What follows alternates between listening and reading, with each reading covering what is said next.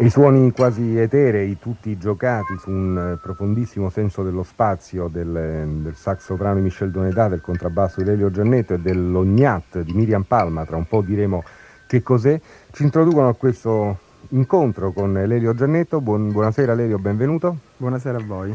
Lelio Giannetto, co-direttore insieme a Gianni Gebbia, co-direttore artistico del Festival Curva Minore, festival che si svolge a Palermo e che quest'anno è giunto alla sua terza edizione. Recita il sottotitolo del festival Pratiche inusuali del fare musica.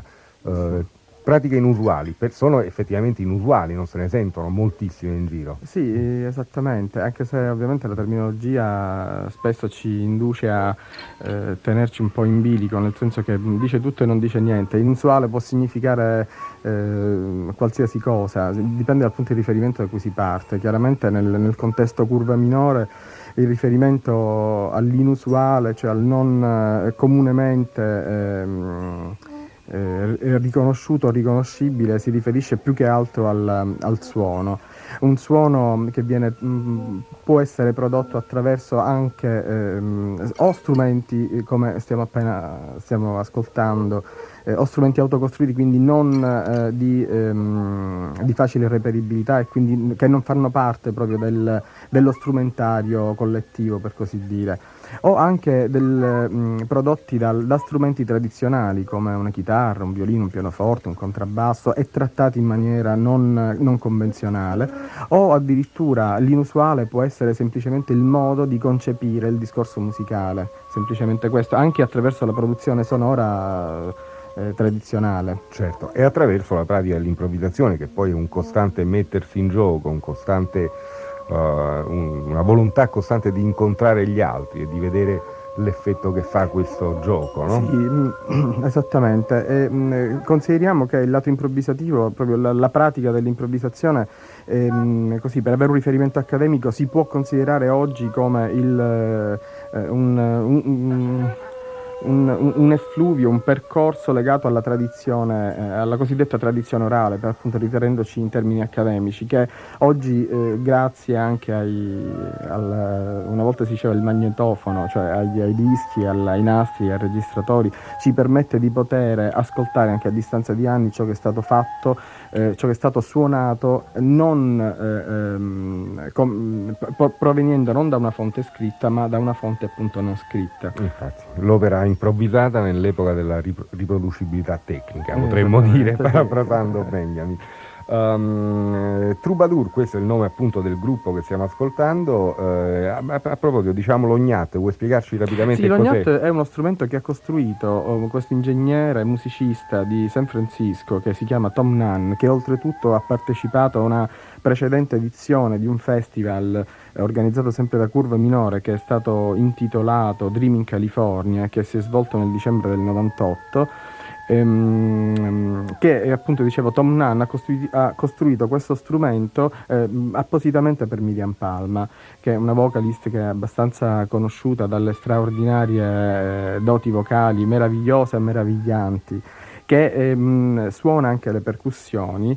Dicevamo l'ognat costruito da Tom Nunn, che fa parte, così giusto per dare così un riferimento così di gruppo, di un'area musicale legata a una forte esperienza di gruppo, legata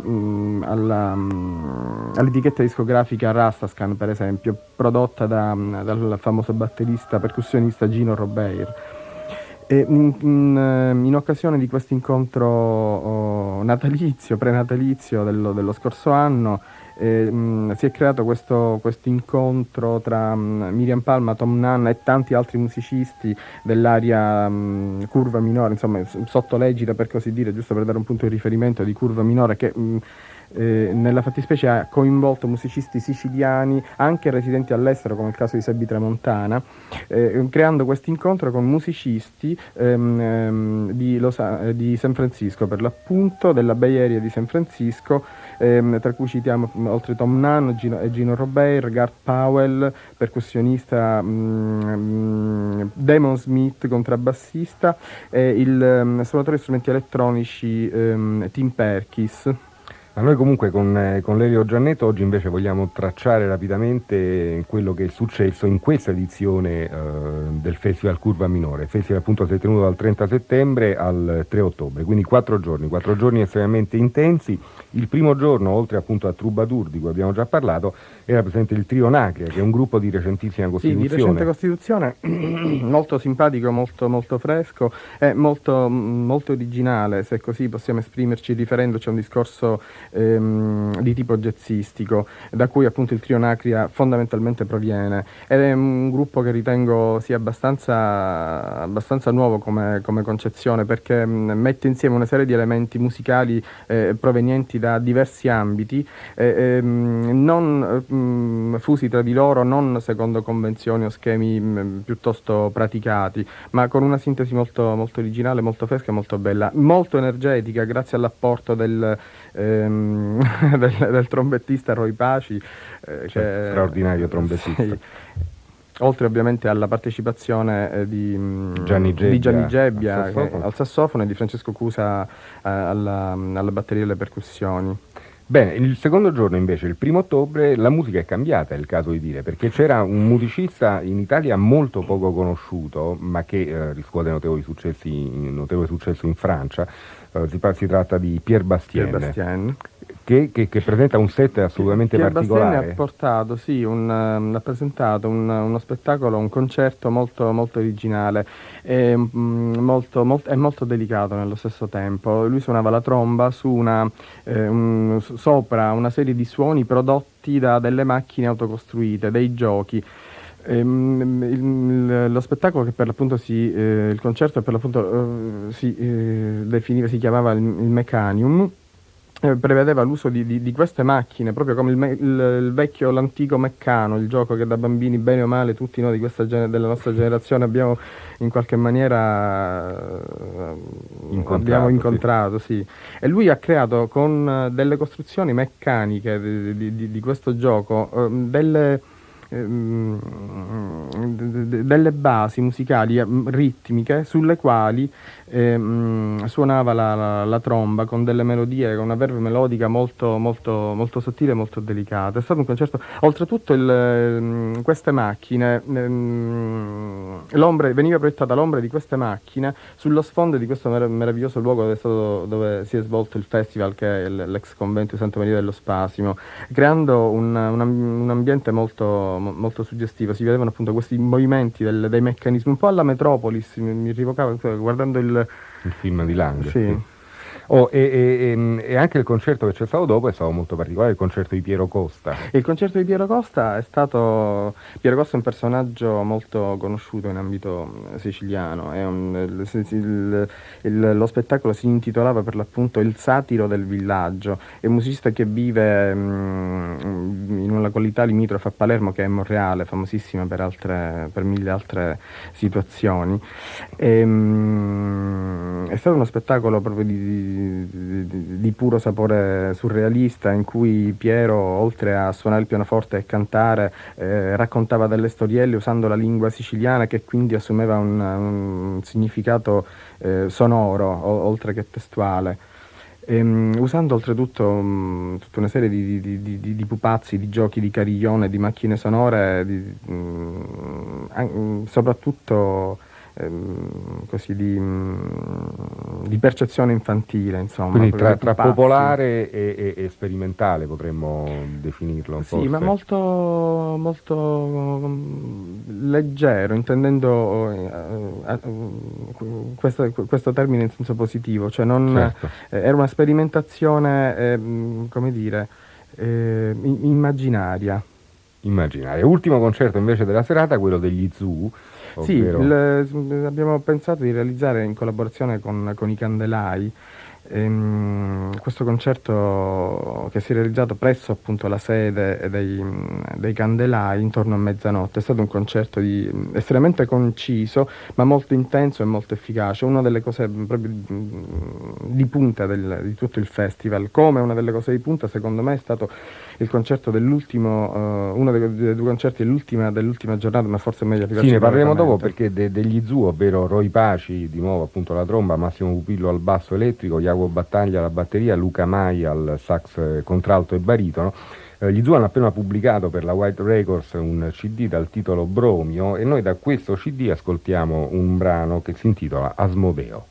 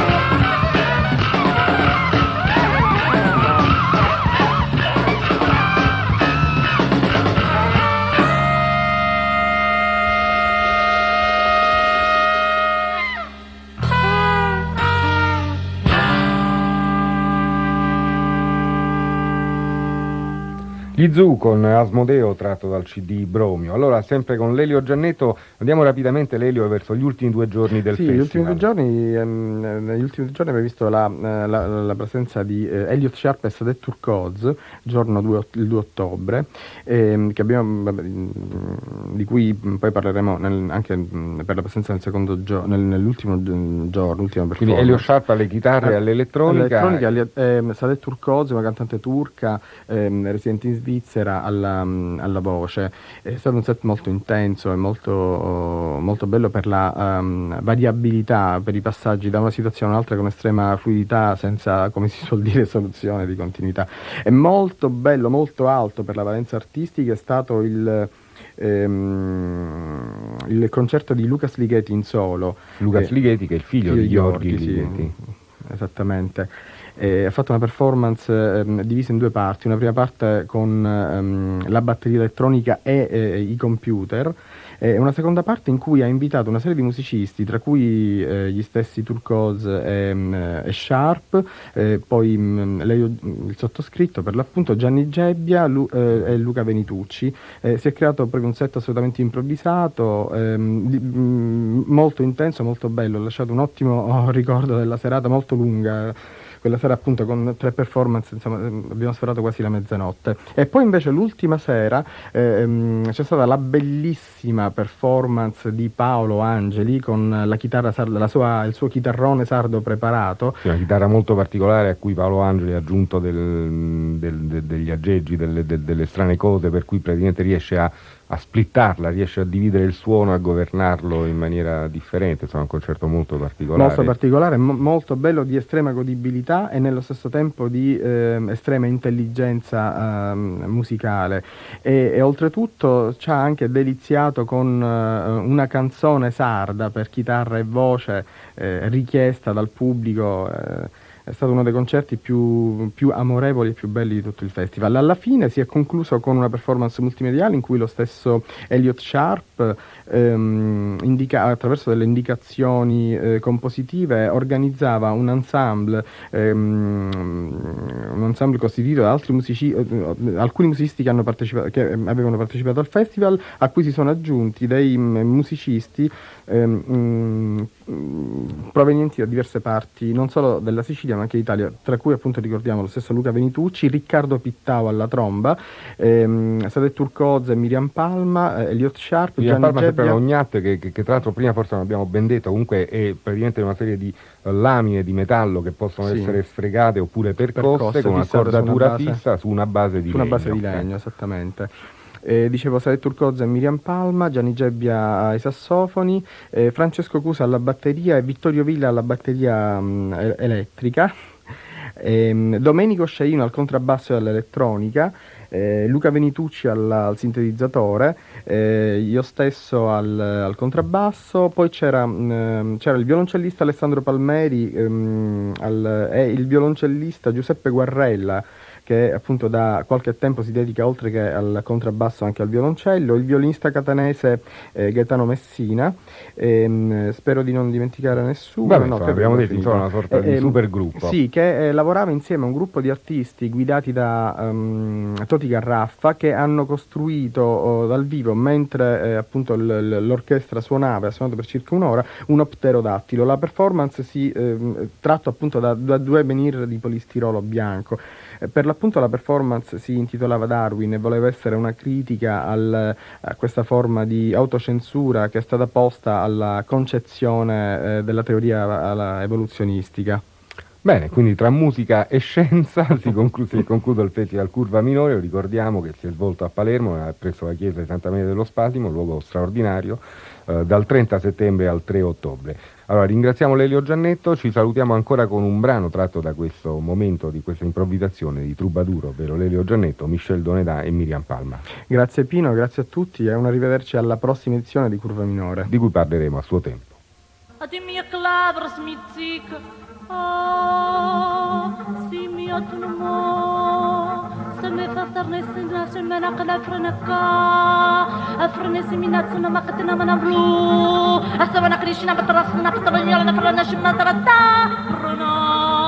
Samana